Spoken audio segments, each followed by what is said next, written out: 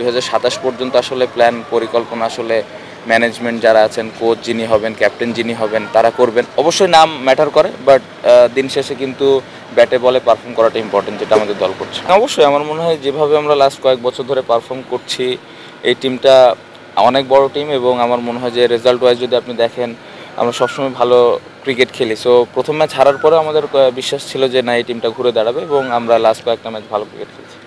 আপনি রান পাচ্ছিলেন না এবং গুরুত্বপূর্ণ ম্যাচে সেঞ্চুরি করলেন, নিজেকে কতখানি মোটিভেটেড লাগছে এখন? না, ভালো লাগছে, কন্ট্রিবিউট করতে পেরেছে। আমার মনে হয় যে এটা আমার জন্যও দরকার ছিল। সো আজকে দলের হয়ে কন্ট্রিবিউট করতে পেরেছি, সব থেকে ভালো লাগার জায়গাটা এটাই। আর একটা ব্যাপার, 5-6 রাউন্ড চলছে ডিপিএলের, কিন্তু ওইভাবে সিলেক্টরদের ডিপিএলটায় দেখতে দেখা যায়নি। সাধারণত যেটা আমরা দেখতাম যে সিলেক্টররা ম্যাচ দেখতে আসেন প্রতি মৌসুমে, এবার এখন আমরা দেখিনি। আর ন্যাশনাল টিম ক্যাপ্টেন হিসেবে এটা আসলে হতাশাজনক কিনা, যে কারণ মাঠ থেকে যতখানি বোঝা যায় হয়তো টিভি থেকে অত ভালো বোঝা যায় না। এটা আসলে সিলেক্টরের কাজ, ওনারা কিভাবে খেলাটা দেখবেন। আমি বিশ্বাস করি যে তারা ক্লোজলি খেলাটা দেখছেন। আসলে তাদের কাজটা কীরকম হওয়া উচিত তারা ভালো জানেন এবং আমার এই জায়গাটাতে নিয়ে কোনো কমপ্লেন নাই যে তারা খেলা দেখছেন না। আমার পুরো বিশ্বাস আছে তারা খেলা দেখছেন এবং খুব ক্লোজলি প্লেয়ারদের ফলো করছেন।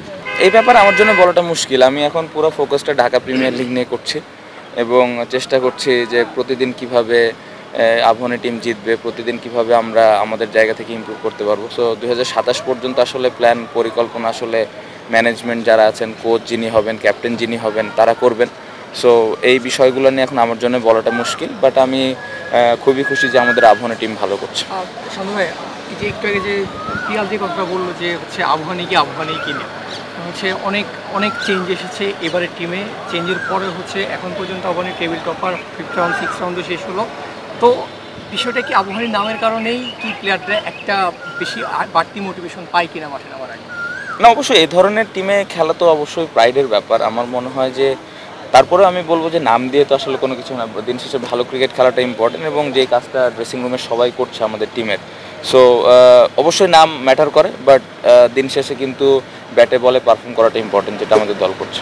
হান্নান সরকারের সিলেকশন আপনি খেলেছেন, হান্নান সরকারের এখন তিনি নতুন একটা ক্যারিয়ার শুরু করেছেন, সেখানে আপনি খেলছেন, তার টিমে ক্যাপ্টেন্সি করছেন, কেমন এনজয় করছেন তাই? কেমন? না, সোফার আলহামদুলিল্লাহ ভালো কাজ করছেন উনি এবং আমাদের টিমে সবাই এনজয় করছে। আই হোপ যে এই পুরো টুর্নামেন্টটা ওনার সাথে ভালোভাবে যাবে। দেশ জুড়ে তোলপাড় ওয়ালটন ফ্রিজ কিনে আপনিও হয়ে যেতে পারেন মিলেনিয়ার।